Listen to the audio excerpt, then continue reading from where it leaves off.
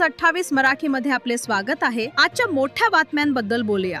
सांगली जिल्ह्यातील तासगाव तालुक्यातील हातनूर गावांमध्ये ज्योतिर्लिंग यात्रा संपन्न झाली। साला गावातील सर्व भाविक भक्तांनी मिळून यात्रा पार पाडली।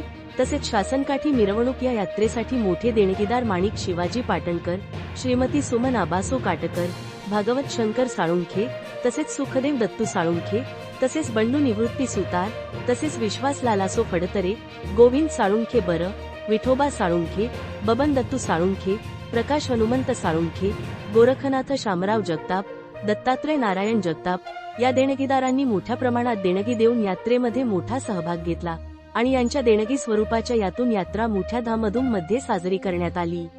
या यात्रेमध्ये भूपाळी भैरवी कार्यक्रम साजरा करण्यात आला। तसेच शासनकाठी मिरवणूक मोठ्या प्रमाणात करण्यात आली आणि भजनाचा कार्यक्रम ठेवण्यात आलेला होता।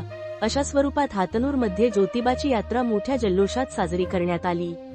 सांगली जिल्हा संवादाचा सदाशिव गणपती पोद्दार यांची रिपोर्ट।